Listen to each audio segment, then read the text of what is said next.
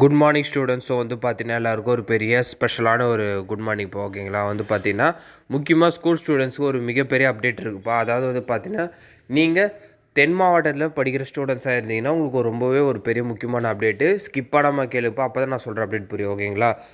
First பார்த்தீங்கன்னா தென் மாவட்டங்களில் பார்த்தீங்கன்னா பரவலான கனமழை பார்த்தீங்கன்னா ஆங்காங்கே பெய்து வருது.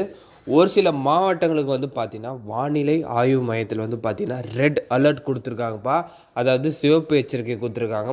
அதீத கனமழை பெய்ய வாய்ப்புள்ளதால் கண்டிப்பாக பார்த்தீங்கன்னா பள்ளிகளுக்கு விடுமுறை அளிக்க வாய்ப்புகள் இருக்குது. தொடர்ந்து பார்த்தீங்கன்னா ஒரு சில மாவட்டங்களுக்கு ஒரு 2-3 நாளாக பார்த்தீங்கன்னா விடுமுறை அளிச்சிட்டு வராங்க. இப்போ வரைக்கும் எந்தெந்த மாவட்டங்களுக்கு என்னென்ன இதுன்றதை நம்ம பார்ப்போம். ஃபஸ்ட்டு பார்த்தீங்கன்னா எந்தெந்த மாவட்டங்களுக்கு கனமழை இப்போ பெய்து வருது சொல்லிவிட்டு நம்ம பார்ப்போம் ஃபஸ்ட்டு ஓகேங்களா.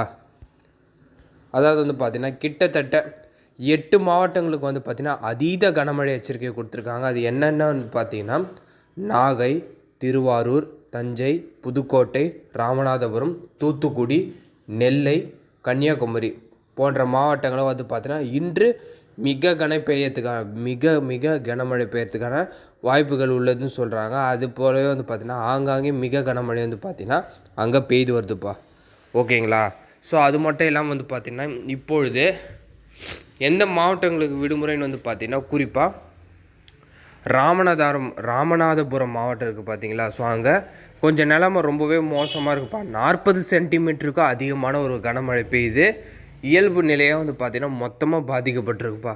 ஸோ அதன் காரணமாக பார்த்திங்கன்னா ராமநாதபுரம் மாவட்டத்தை சேர்ந்த ஒரு சில பகுதிகளில் பார்த்திங்கன்னா விடிய கனமழை கொட்டி தீர்த்தத்தால் பார்த்திங்கன்னா அந்தந்த பள்ளிகளின் தலைமை ஆசிரியர்களே விடுமுறை அளிப்பதை முடிவெடுத்து கொள்ளலான்னு மாவட்ட ஆட்சியரே அறிவிச்சிருக்காரு ஓகேங்களா. ஸோ ராமநாதபுரம் பகுதியை சேர்ந்த ஸ்டூடெண்ட்ஸ் யாருன்னா நீங்கள் பார்க்கணுன்னா உங்கள் பகுதியில் ஸ்கூல்ஸ்லாம் பார்த்தீங்கன்னா உங்கள் ஹெட் மாஸ்டர்ஸே பார்த்தீங்கன்னா லீவ் அனௌன்ஸ்மெண்ட் கொடுக்கலான்ட்டு அஃபிஷியல் லீவ் அனௌன்ஸ்மெண்ட் வந்துருக்குப்பா.